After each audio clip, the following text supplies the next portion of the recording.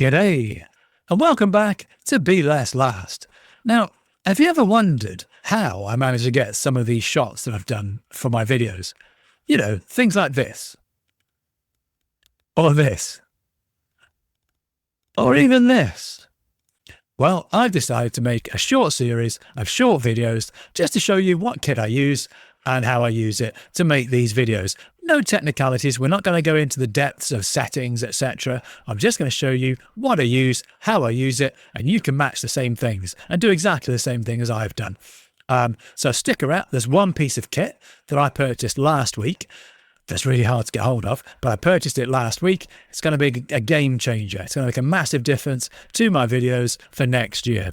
So stick around, see what that one is. And yeah, cheers.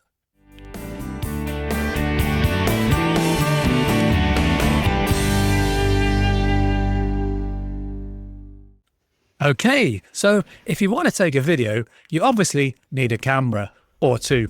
Now this here, this is all the kit that I would take with me when I go sailing to record a session. There's 4 or 5 cameras up there and various mounts. In this episode, we're going to be talking specifically about the cameras. I'll go on to mounts on another episode. So for today, we're talking about cameras.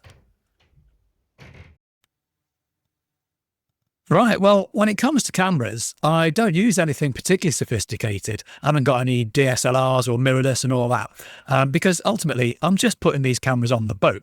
So all I use are a series of action cameras, and I'll tell you why I'm using these in a second, but at the moment I'm using DJI Action 3, I'm using DJI Action 4s, and as a vlogging camera, this one often stays off the boat because I've got lots of GoPro accessories that fit this in terms of microphones and stuff. But my vlogging camera, I'm using the GoPro Hero 12. Now, the reason I'm using some of these cameras, because some out there will go, yeah, but the 6 is out, the DJI 6 is out, the GoPro 13 is out. Absolutely right.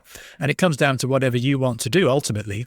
But I'm only sticking action cameras on, so it doesn't really need to be up to date as long as they work. Now, both these cameras, the Action 3 and the Action 4, they record in 4K and they record in proper 4K. And I record a substantial amount of 4K. I can get an hour and a half to 2 hours of 4K footage from each of those cameras with the right SD card, at least 128 gig SD card, to get all that footage. And they work perfectly well. If you look at my latest video, the one of kayaking, the kayaking adventure at Manor Park, have a look at that, because all of that footage, unedited, didn't treat that at all, is recorded on Action 3 and the Action 4 cameras. The colors are beautiful. The clarity is fantastic. You really don't need to go and spend £600 on an action camera. If you want to, go for it, but I won't be. I generally stay around 2 evolutions behind. I mean, in the case of the Action 3, that's a lot of evolutions behind. You can't even get that anymore brand new.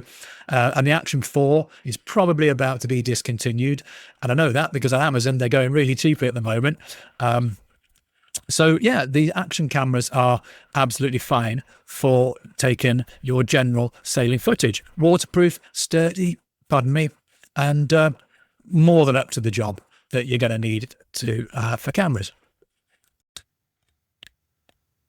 Okay, so we've covered the actual cameras that I use, but what about things like settings? Well, let's face it, I'm not out there making Star Wars. I don't think I'll be challenging in any kind of Lawrence of Arabia epic with my my sailing videos.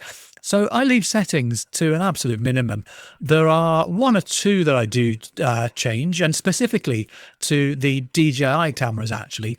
I do change white balance to manually fix that.